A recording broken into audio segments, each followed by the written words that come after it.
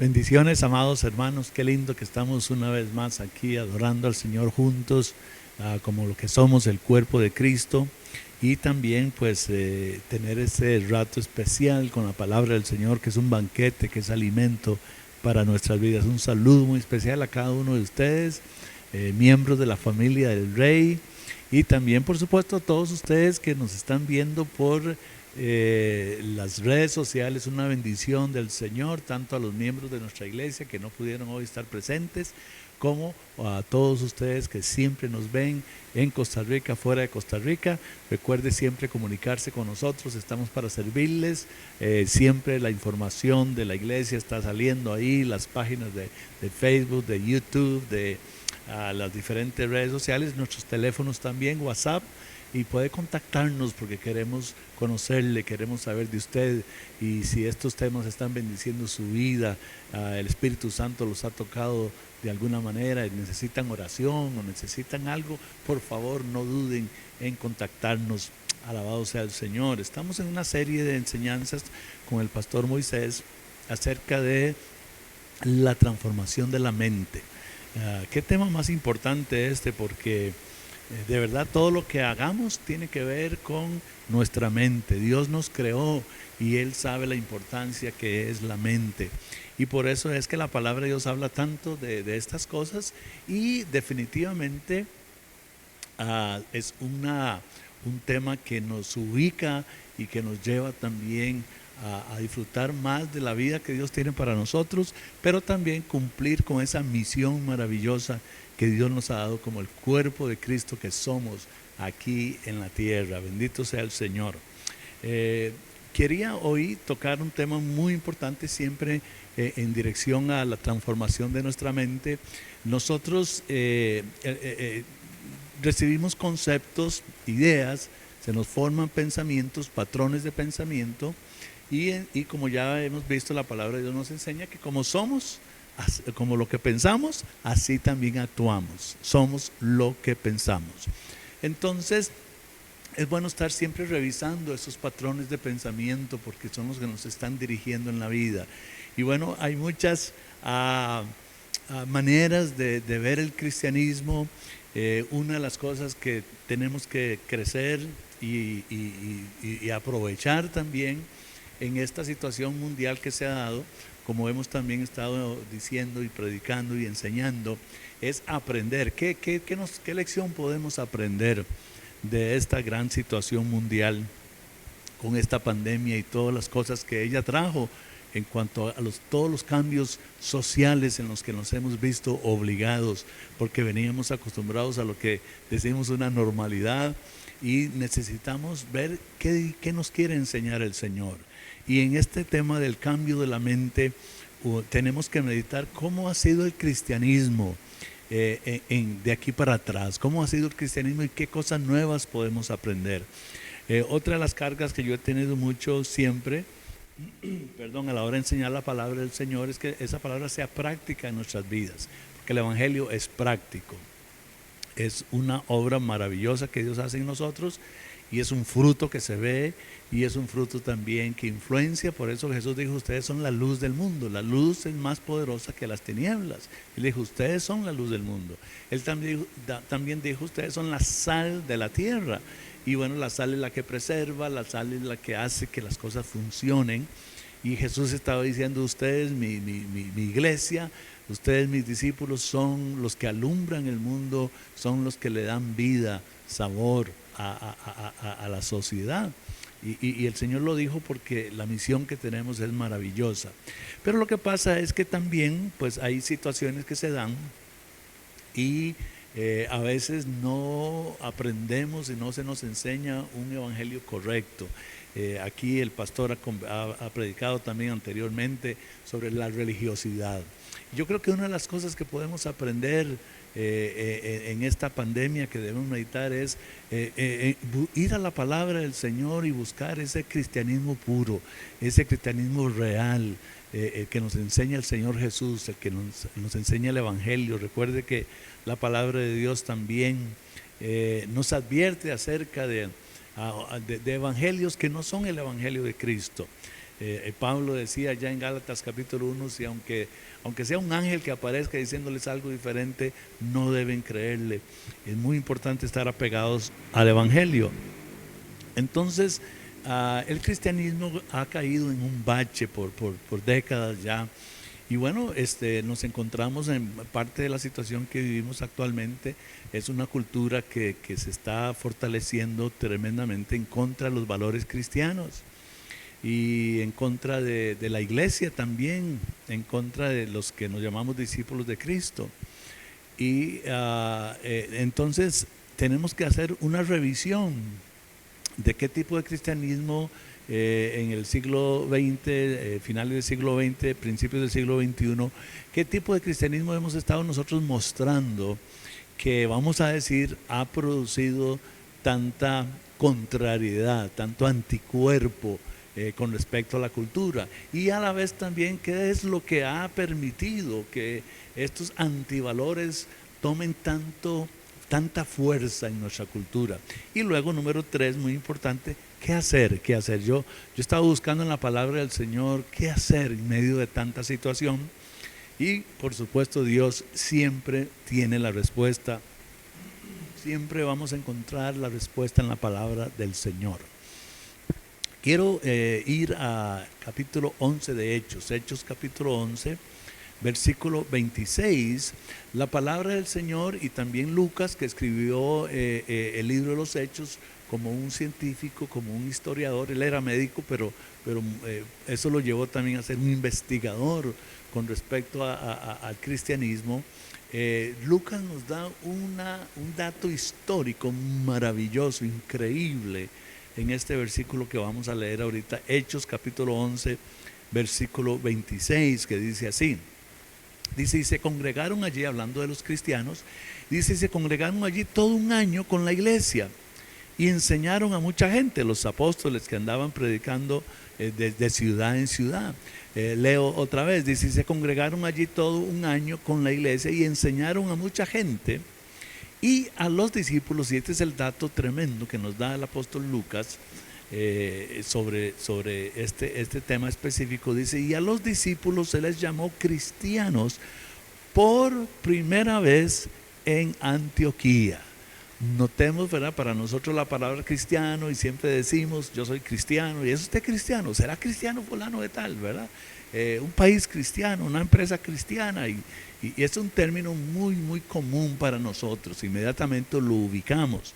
Sin embargo, Lucas nos da un dato histórico maravilloso aquí, de cuál fue la primera vez que se les llamó cristianos a los discípulos de Cristo. Nótelo otra vez ahí, este versículo 26 que estamos leyendo, en la parte final, se les llamó cristianos, y dice, por primera vez. O sea, antes de ese momento no se les había llamado cristianos. Estamos hablando aquí alrededor del año 36, 37, 38 después de Cristo.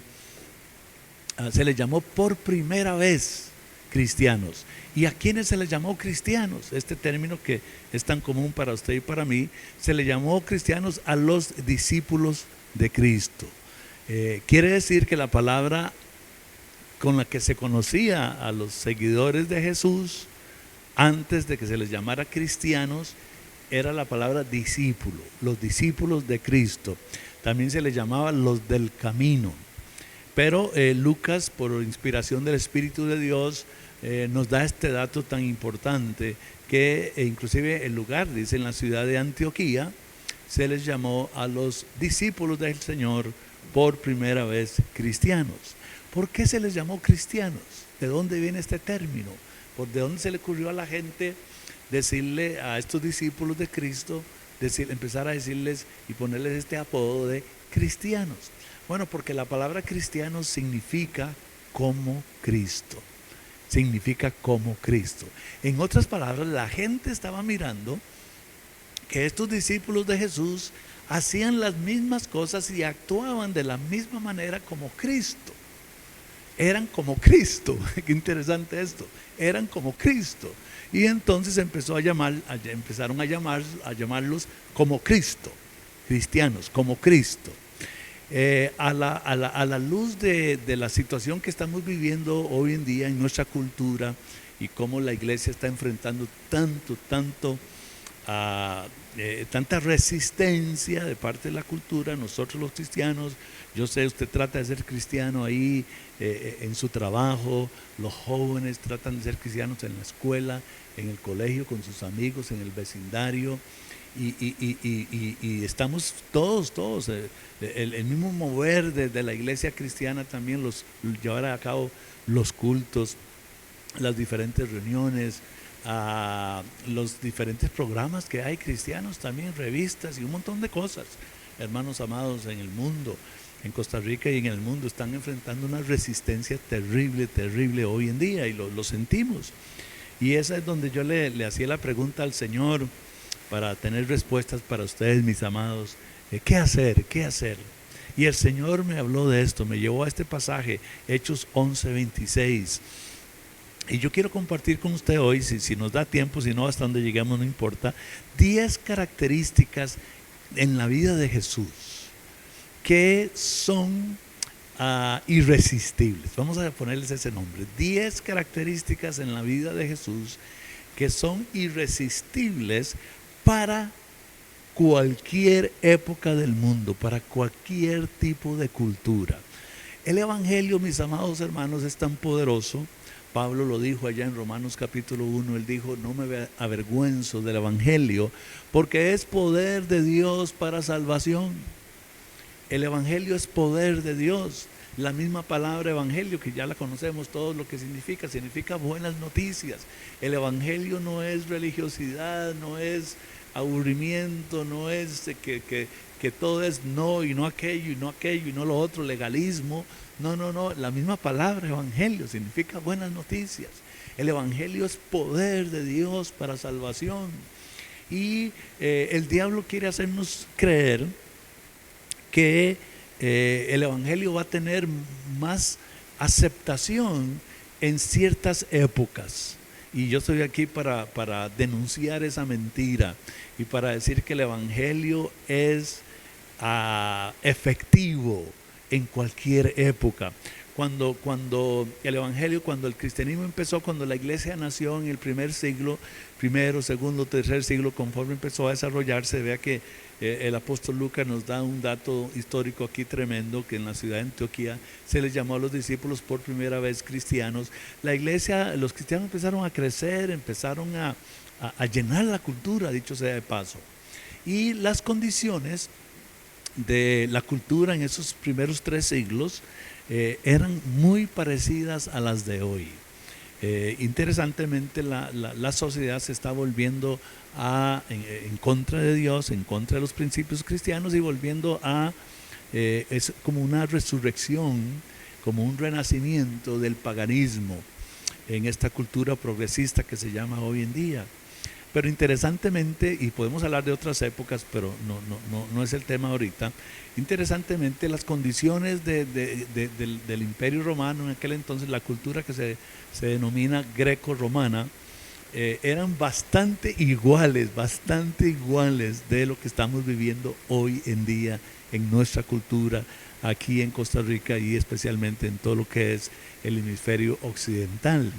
Y el cristianismo, el poder del Evangelio siempre ha vencido. Yo estoy aquí para decir, como dice la palabra del Señor, somos más que vencedores por medio de Cristo el Señor. Y hay características, mis amados hermanos, en la vida propia de Jesús, y estas que vamos a ver hoy son directamente de la persona del Señor Jesús, que entonces si esas características se ven en nosotros, no hay filosofía o ideología que pueda resistirse a la realidad del poder del Evangelio, y no en un sentido intelectual, no en un sentido apologético de discusión de quién tiene la verdad, y eso es lo que yo quiero llevarles hoy. No vamos a tocar el tema desde un punto de vista apologético, de decir, ok, vamos a ver conceptualmente quién gana esta discusión. Vamos a ver que estas características de Jesús que se dieron también en los discípulos de Jesús, por lo cual los llamaron como Cristos, son el arma poderosísima que va a vencer cualquier circunstancia, en cualquier tiempo, en cualquier época, llámese siglo XXI, llámese progresismo, llámese lo que sea. Estas características van a llevarnos a la victoria. El Señor va a ser exaltado sobre todas las cosas. Nos predicaba el pastor Moisés el domingo pasado y decía que, hablando de la sangre del Señor, y decía que la meta de nosotros los cristianos, y por supuesto aquí en la Iglesia del Rey, es llegar a estar totalmente entregados al Señor Jesucristo, totalmente entregados a Dios. Y es exactamente lo que pasa cuando usted está sumergido en el Espíritu Santo, cuando usted está sumergido en Dios, cuando usted entiende que usted no se pertenece, cuando usted entiende que usted es un discípulo de Cristo, que era lo que entendían los primeros cristianos, y por eso le llamaban a Jesús maestro. La palabra maestro que usted encuentra en el Nuevo Testamento no es maestro de enseñanza, es maestro de amo. Es es la traducción correcta. Amo, es decir, mi dueño. Cuando usted y yo entendemos que Cristo es nuestro dueño y somos verdaderos discípulos de Cristo, y estas características se reflejan en nosotros, entonces ya no se trata de un concepto, no se trata de una idea, no se trata de una discusión de quién tiene la verdad. Ya no es un asunto que es parte de lo que tenemos que evaluar en esta época. No es un asunto nada más de que de la situación que se dio, que es lo que estamos evaluando, que el cristianismo se volvió una institución. La verdad de Dios se institucionalizó, se organizó a nivel religioso y se perdió la vida, se hizo legalista. Y esa es la gran respuesta que Dios me dio a través de estas 10 características de Jesús. Es la vida de Cristo en nosotros, y lo cual es un arma poderosísima en cualquier cultura, en cualquier época. Así que vamos a ir entrando en cada una de ellas conforme nos vaya dando el tiempo, y si no, pues seguiremos en una próxima. Pero el cristianismo, entonces, mis amados hermanos, tiene que ser algo que se muestra, no que se habla.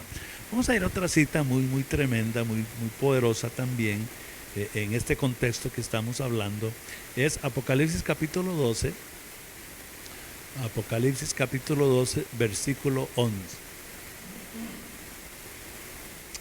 Apocalipsis 12, 11. Dice así: y ellos, hablando de los cristianos, dice, y ellos le han vencido por medio de la sangre del Cordero. Ahora mire cómo la Biblia nos habla aquí de los santos de Dios, de los discípulos de Cristo, de los cristianos que se les llamó así por primera vez en Antioquía, cómo ellos han vencido, y nos da dos herramientas, si quisiéramos llamarlas así, o dos elementos por los cuales estos cristianos vencieron. Y está hablando inclusive que vencieron al dragón, vencieron a Satanás. Tenemos que recordarnos, y el pastor Moisés también en sus enseñanzas ha estado hablándonos mucho de esto, de cómo tenemos que volver al original y cómo el enemigo nos odia. Pero dice este pasaje aquí, Apocalipsis 12, 11, y ellos le han vencido por medio de la sangre del Cordero. Dos elementos. Uno es por medio de la sangre del Cordero, y dice, y de la palabra del testimonio. Y de la palabra del testimonio de ellos, y menospreciaron sus vidas hasta la muerte. Le digo aquí una vez más, ¿verdad? El mensaje del pastor Moisés el domingo pasado, de que la meta nuestra es entregarnos totalmente a Dios. Bueno, mire lo que dice aquí, que estos cristianos han vencido por medio de la palabra, por medio de la sangre del Cordero, porque sin Cristo no podemos hacer nada, por supuesto que no. Es la obra de Cristo en la cruz que nos compró con su sangre. Dicho sea de paso, el tema del domingo pasado, nos compró con su sangre, y es por la obra de Él que hemos entrado en esta vida, y por supuesto que es por medio de la obra de Cristo, que venció a Satanás, que venció al mundo, que venció al egos, a la carne, ¿verdad? Pero entonces la sangre del cordero es una tremenda arma en esta cultura, pero también no solamente dice la sangre, sino que dice también y por la palabra del testimonio, por la palabra del testimonio de ellos, del testimonio de ellos. Y pudiéramos entonces decirlo, ¿verdad? Por la palabra de su testimonio, el testimonio de ellos. Y aquí esta palabra, palabra en el griego, la que se usó aquí es la palabra logos, la palabra escrita. Entonces note que dice que vencemos al dragón, vencemos a Satanás, vencemos la cultura, vencemos todo, al pecado y a todo. Lo vencemos por medio de la obra que ya Cristo hizo por nosotros, la sangre del cordero, pero también por el logos, en la palabra del testimonio. Y la palabra y testimonio ahí es testigo, que era la palabra que se usaba cuando en un juicio, en algún tipo de situación legal, ¿verdad? Que igual se usa hoy en día, se necesita un testigo, una persona que estuvo ahí y que experimentó la situación, es un testigo ocular, un que vio. Entonces la palabra de Dios está diciendo aquí, está hablando que ese logos, que esa palabra tiene que estar encarnada en nosotros. En otras palabras, lo mismito que acabamos de ver, que se les llamó a los discípulos como Cristo. Era la palabra encarnada, era el testimonio de ellos. Era su vida, no era lo que hablaban, no era el logos hablado, era el logos del testimonio. Entonces, mirando estas 10 características en la persona del Señor Jesucristo, y si nosotros somos llamados a ser como Cristo, al fin y al cabo, mis amados hermanos, no importa la cultura que estamos viviendo actualmente, no importa lo que digan sus compañeros, no importa lo que diga el gobierno, no importa las leyes que quieran pasar o que no pasen, eso no importa para nada cuando Cristo es el amo y Señor de su vida. Usted está saturado del Espíritu Santo y entonces va a poder también, por medio de su testimonio, de la palabra, lo que yo llamo la palabra encarnada en usted, usted va a poder vencer al dragón, vencer a la cultura anti Dios. Así que vamos a ver la primera característica y vamos a ir a Lucas capítulo 15, el Evangelio de San Lucas capítulo 15, versículo 1. Lucas, estaba aquí en Juan. Vamos a Lucas capítulo 15, versículo 1. Dice, se acercaban, dice, a Jesús todos los publicanos y pecadores para oírle. Se acercaban a Jesús los publicanos y los pecadores para oírle. Qué tremendo esto, mi amado hermano. Imaginémonos este cuadro por un momento. Al Señor Jesucristo, santo, uno de los títulos que él llevaba era de rabino. Él usaba inclusive un manto que usaban los rabinos, lo distinguía como rabino. Se hablaba, ¿verdad?, que era el Hijo de Dios, que era el Mesías, o sea, toda la santidad, todo lo máximo, el Señor mismo. Y mire lo que él atraía. Dice, se acercaban a él, a Jesús, todos los publicanos y pecadores para oírle. Jesús era, una de las características que Jesús tenía, era que él atraía a los pecadores. La palabra de Dios, esta palabra publicanos, porque los publicanos eran oficio, eran los recaudadores de impuestos, y la palabra publicano se había hecho sinónimo de pecador, porque eran terribles pecadores, se tiraban unas fiestas, unos bacanales, orgías y todo tipo de cosas, borracheras, comilonas, glotonerías, y eran muy muy famosos los publicanos por ser tan pecadores. Dice que se acercaban a él los publicanos y los pecadores para oírle. Esta característica de Jesús es muy importante. En otro pasaje, cuando los fariseos lo estaban criticando, de hecho aquí también, más adelante usted puede leer cómo también los fariseos empezaron a murmurar en contra de Jesús, porque dice el versículo 2, ahí mismo dice, los fariseos y los escribas murmuraban diciendo, este a los pecadores recibe y con ellos come. Entonces yo quiero que miremos a esta característica del Señor Jesús, de que Él era atractivo para los pecadores. Mis amados hermanos, a nosotros, dentro de lo que tenemos que aprender de este cristianismo que ya tenemos que abandonar en el sentido de la religiosidad y tomar el verdadero cristianismo, que es Cristo en nosotros, la esperanza de gloria, que es Cristo encarnado en nosotros. Esta característica para este tiempo es una característica que tiene que distinguirnos como cristianos, como Cristo. Que seamos amigos de los pecadores, que en vez de jugar nosotros de super justos, como muchas veces se ha enseñado, ¿verdad? Que no hay que contaminarse, y claro que sí, la palabra de Dios es clara en eso, pero nunca la Escritura enseña que tenemos que apartarnos de los pecadores. La Escritura sí enseña que debemos vivir en sometimiento al Señor, en cumplimiento de los mandamientos del Señor, con la ayuda del Espíritu Santo, pero no de hacernos tan santos, tan justos, que no nos queremos contaminar con pecadores. Vea que aquí dice que no era que Jesús se acercaba a los pecadores, aunque también probablemente él lo hacía, pero lo que me llama más la atención es que los pecadores eran los que él querían estar con ellos, se acercaban a Jesús, dice. Así que hágase una pregunta a usted mismo, mi amado hermano y hermana, en este momento. ¿Qué tipo de atracción tiene usted hacia las personas que no conocen de Cristo?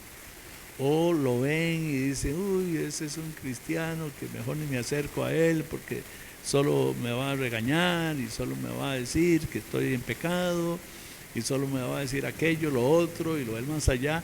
Y más bien cuando lo ven a usted, si usted llega en su trabajo, ¿verdad? Usted llega a la mesa donde todos comen en el recreo, en el almuerzo, y usted llega y todo el mundo se va, o usted está allá en un rincón, ¿verdad? Solitito, nadie se le acerca, o en el vecindario, o en su colegio, en su universidad, donde usted estudia, donde usted trabaja. ¿Qué tipo de atracción ejerce usted?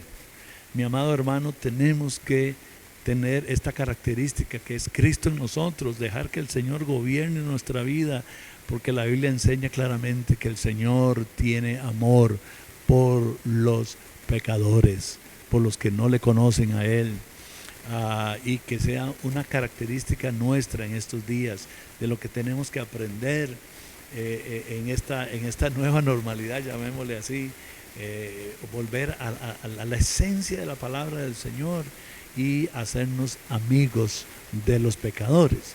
Hacerse, y hay que aclararlo, ¿verdad? Hacerse amigo de los pecadores no quiere decir hacer lo que ellos hacen, ¿verdad? Usted dice, yo me voy a ir con mis amigos de pelón, de fiesta, y entonces voy a tomar y todo, y entonces voy a hacerme un buen cuate, ¿verdad? Un buen compa. No. No es que vamos a hacer lo mismo que ellos hacen, no, jamás. Es verdad que el Señor atraía a los pecadores. De hecho, hay otro pasaje donde Jesús, que también los fariseos empezaron a criticarlo, donde el Señor va a una fiesta de pecadores, que Leví, el recaudador de impuestos, hizo. Así que el Señor mismo iba y participaba, pero nunca el Señor se tomó, se tragueó, se emborrachó, hizo un lance ahí con una de las muchachas, de las compañeras del trabajo. No, nada de estas cosas. O sea, no repelemos a los pecadores, a los que no conocen de Cristo, sino que somos amigos de ellos, nos acercamos, y por supuesto con esa sensibilidad de Dios, pero no quiere decir que vamos a participar de lo mismo que ellos hacen en cuanto al pecado. Así que esta característica es poderosísima, mi amado hermano, de los que son verdaderos discípulos de Cristo. Que los verdaderos discípulos de Cristo, escuche bien, y si está tomando notas, tome nota, son amigos de los pecadores. Ahí nótese a ver si a ellos les gusta estar alrededor suyo. Número 2, característica número 2, vamos a Mateo capítulo 23. Mateo capítulo 23. Y vamos a notar cómo Jesús mismo, Él denunciaba la religiosidad, hermanos. Y claro, tenemos que hacer una diferencia aquí entre religión. La Biblia sí habla de religión, que lo que significa la palabra religión es ligar, es un sistema que tiene reglas. Bueno, claro que sí, el cristianismo tiene reglas, claro que sí, Dios es un Dios de principios, de reglas. y estamos ligados a Dios. Claro que sí, estamos sujetos al Señor, claro que sí. Pero distinguir religión de religiosidad. La religiosidad es esa forma externa de mandamientos y reglamentos sin un cambio interno. Y el Señor lo enunciaba. Vamos a ver aquí en Mateo 23, versículo 25. Dice así el versículo 25, dice, es Jesús denunciando, dice, ay de vosotros escribas y fariseos, y les dice, oiga, hipócritas, porque limpiáis lo de afuera del vaso y del plato, pero por dentro estáis llenos de robo y de injusticia. El Señor está denunciando el tipo de religiosidad que es externa, que anda viendo a ver a quién impresiona, pero que no hay un cambio interno. Y no solamente no hay un cambio interno, sino que dice que adentro el vaso está sucio y está lleno de robos, dice, y de injusticia. El versículo 27, vamos a brincar ahí, dice, ay de vosotros escribas y fariseos hipócritas, porque sois semejantes a sepulcros blanqueados, que por fuera a la verdad se muestran hermosos, mas por dentro están llenos de huesos de muertos y de toda inmundicia. Jesús fue uno que denunció la religiosidad, que denunció a aquellos, y les dice ahí claramente, hipócritas, que aquellos que están criticando a los de afuera, que mis amados hermanos, en esta evaluación que tenemos que hacer, tenemos que ser honestos, autoevaluarnos y decir, bueno, a lo mejor hemos sido de los que andamos criticando a los pecadores, andamos criticando a los que no siguen al Señor, pero nosotros mismos estamos llenos de muerte por dentro. Mis amados hermanos, algo muy importante en el caminar de esta vida es que, como lo dijo el Señor Jesucristo, él, cuando se acercó a alguien a decirle, Señor, mira, ¿por qué no nos ayudas aquí a tratar con esta situación de herencia? Y él se acercó y le dijo, maestro bueno. Y el Señor se vuelve y le dice, lo primero lo que hace es corregirlo. Le dice, ¿por qué me llamas bueno? No hay bueno nadie, ninguno hay justo, no hay bueno nadie, sino solo mi Padre que está en los cielos. Que estaba queriendo decirle el Señor, por favor no hagamos diferencia entre bueno y malo, hagamos diferencia entre lo bueno y lo malo. Quiero explicarme bien aquí porque no quiero malos entendidos, pero no hagamos diferencia en cuanto a personas buenas y personas malas, porque no existe nadie bueno. En otro pasaje la Escritura también lo dice, no hay justo ni aún uno, no hay justo ni aún uno. Mis amados hermanos, como cristianismo en el pasado, y esto va a cambiar de ahora en adelante en el nombre del Señor, nosotros hemos vivido como que en la tierra hay buenos y malos. Los buenos, decimos nosotros los cristianos, somos nosotros. Los malos son los que no conocen de Dios. Mis amados hermanos, Jesús dijo, no hay bueno ni aún uno. Nos acercamos a la gracia de Dios por la obra que Cristo hizo en la cruz. Y esto es lo que la gente alrededor nuestro tiene que percibir. Y nosotros aún, como lo hizo el Señor, una característica que Él podemos verle aquí es que Él denunció la hipocresía, denunció la religiosidad, que nosotros no caigamos, mis amados hermanos, en una práctica de un cristianismo externo, sintiéndonos mejor que los demás, sino más bien seamos de los que denuncian ese tipo de cosas. Es otra característica del Señor Jesús, que si la vamos a tener nosotros en medio de la cultura progresista que nos tocó vivir, será un arma poderosa que Dios va a usar para tocar a las personas. Vamos a la tercera característica, y ahora vamos a ir a Mateo capítulo 11. Mateo capítulo 11, versículos 28 al 30. Mateo 11, 28 al 30. El Señor Jesús hablando aquí dice, venid a mí todos, esto es para todos, todos los que estáis trabajados y cargados, y yo os haré descansar. Llevad mi yugo sobre vosotros y aprended de mí, que soy manso y humilde de corazón, y hallaréis descanso para vuestras almas. Y el versículo 30 dice, porque mi yugo es fácil y ligera mi carga. Otra característica que exhibió el Señor Jesucristo y que usted y yo debemos exhibir también experimentar, practicar, y eso solo se hace cuando estamos llenos del Espíritu Santo, con Cristo siendo el Señor, el amo de nuestras vidas, es que nosotros debemos andar sensibles, entendiendo la necesidad de los que nos rodean y convertirnos en consoladores de los afligidos, consoladores de los afligidos. El Señor dice: vengan a mí todos los que están trabajados y cargados. Mis amados hermanos, vivimos en un mundo imperfecto. Vivimos en un mundo donde hay demasiados obstáculos. Hay situaciones bastante duras, mis amados hermanos. Siempre ha sido así. Y tenemos amigos y tenemos compañeros. Nosotros mismos las pasamos, claro que sí. Pero tenemos al Señor y Él se ha convertido en esa fortaleza para nosotros. Hemos tenido situaciones duras en la vida, hasta muertes de familiares cercanos. Y somos testigos de la fortaleza que produce la presencia de Dios y la comunión con Dios en nosotros.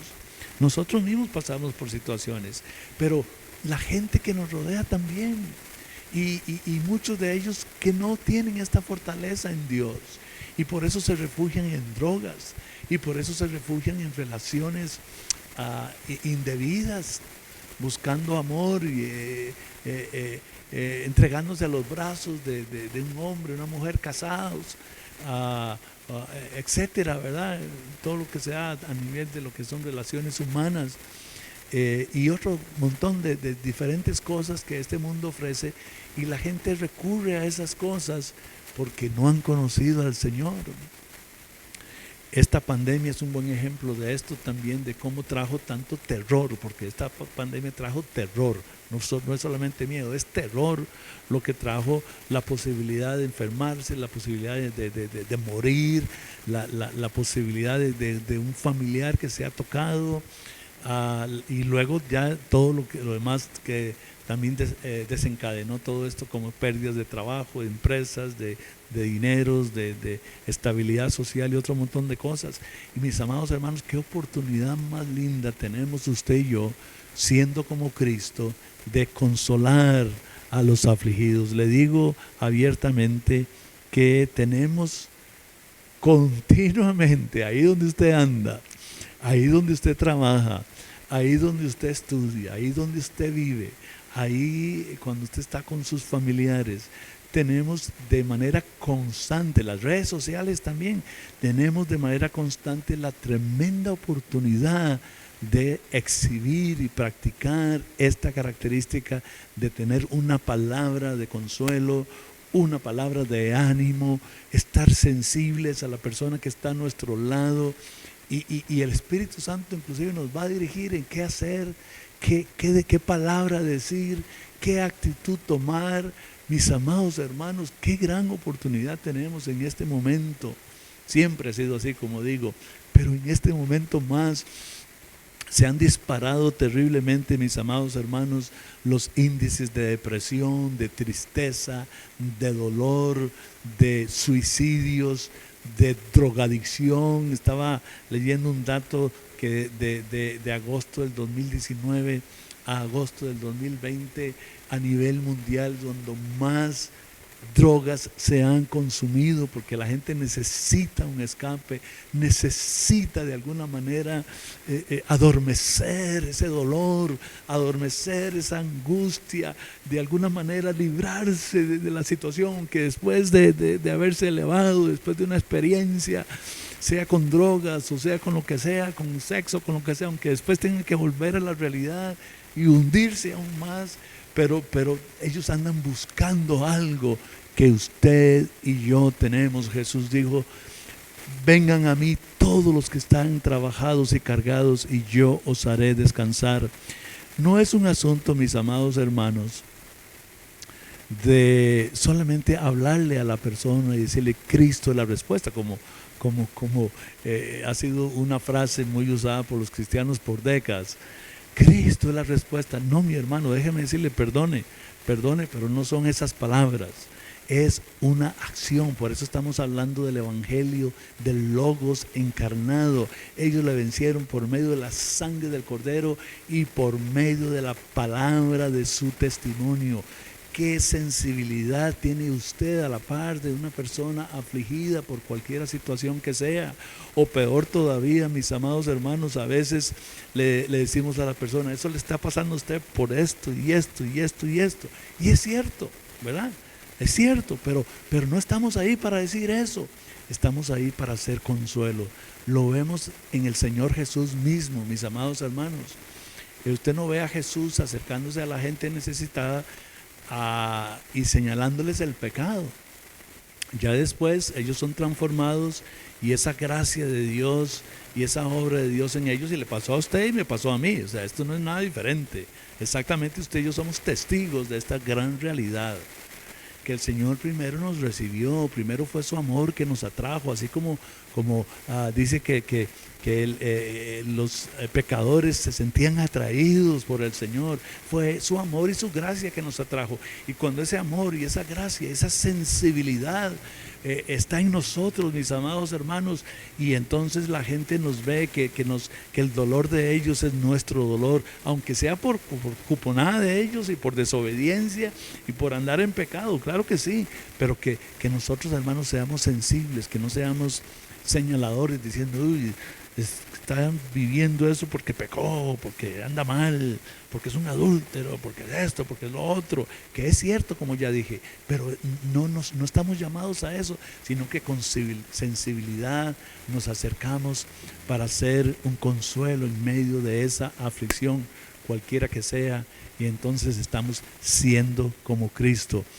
Solo 3 características nos dio tiempo en esta ocasión, mi amado hermano, pero ve qué interesante que es el asunto de que es el Evangelio encarnado en nosotros, la palabra de Dios encarnada en nosotros, el testimonio. Ellos le han vencido por medio de la sangre del Cordero, porque Jesús venció a Satanás, pero también por el Evangelio encarnado, la palabra, el Logos del testimonio, donde somos, para recapitular, donde somos amigos de los pecadores, donde estamos en contra de la hipocresía y donde también nos convertimos en consoladores de los afligidos. Voy a hacer una oración por todos nosotros. Padre amado, en el nombre de Jesús, Espíritu Santo de Dios, tócanos para hacer estos cambios, que estos cambios se den en nuestra mente sea renovada y entremos en esta cultura actual con una mentalidad nueva,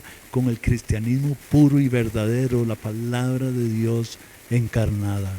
Quiero aprovechar, si usted es uno de esos afligidos, uno de esos que necesita un toque de Dios, haga esta oración conmigo. Dígale: Padre Dios, yo soy un necesitado. Soy uno de esos pecadores que necesito una fortaleza, un consuelo en mi aflicción y necesito una respuesta. Padre, me vuelvo a ti ahora en el nombre de Jesús. Te pido que me salves, que me perdones, que me llenes de tu amor, que me des esa paz y ese consuelo que hablas, que los afligidos vengan a ti. Entrego mi vida a ti ahora mismo, en el nombre de Jesús. Amén y amén. No nos deje de escribir, contáctanos, todos ustedes que no son de nuestra iglesia, que están largo, queremos tener esta conexión con ustedes. La Iglesia del Rey es una iglesia de conexión. Muchas bendiciones. Hola, querido hermano, querida hermana.